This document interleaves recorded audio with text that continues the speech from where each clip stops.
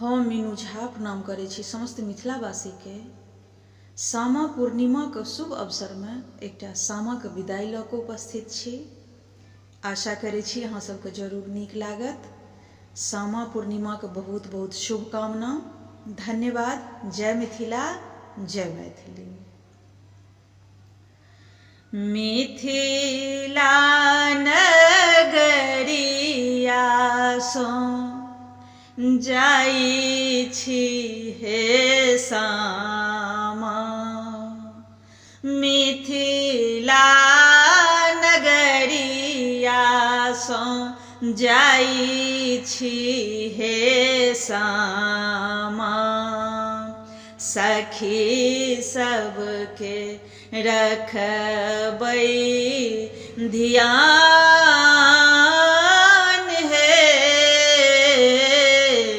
मिथिला नगरिया सँ जाइ छी हे सामा, मिथिला नगरिया सँ जाइ छी हे सामा।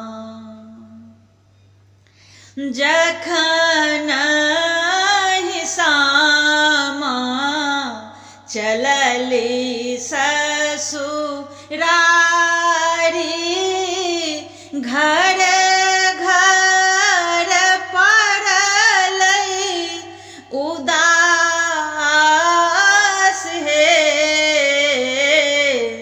जखन सामा चलली ससुरारी, घर घर पड़लै उदास हे। मिथिला नगरिया सँ जाइ छी हे सामा, मिथिला नगरिया सँ जाइ छी हे सामा।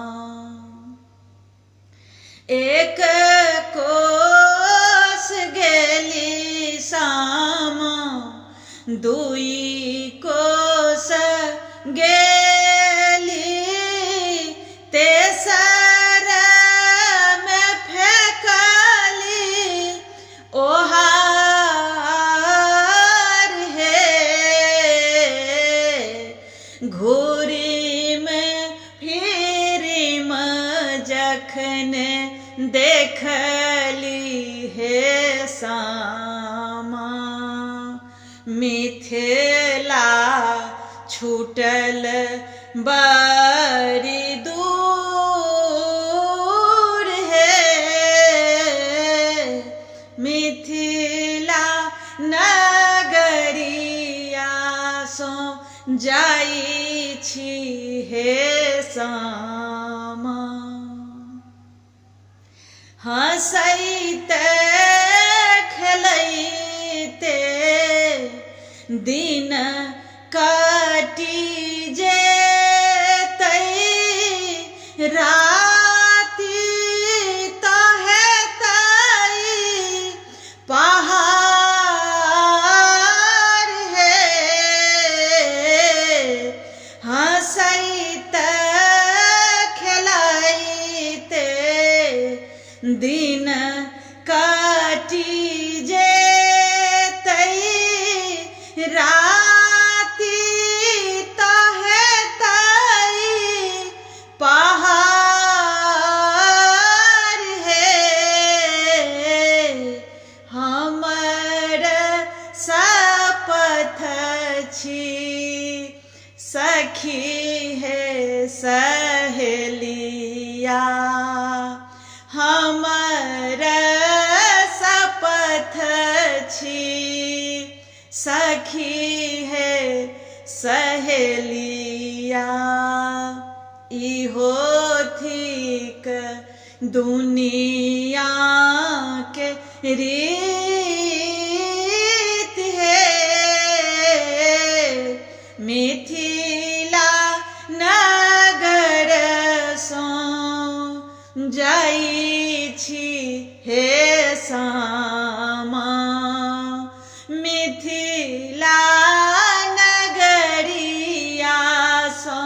जाइ छी हे सामा।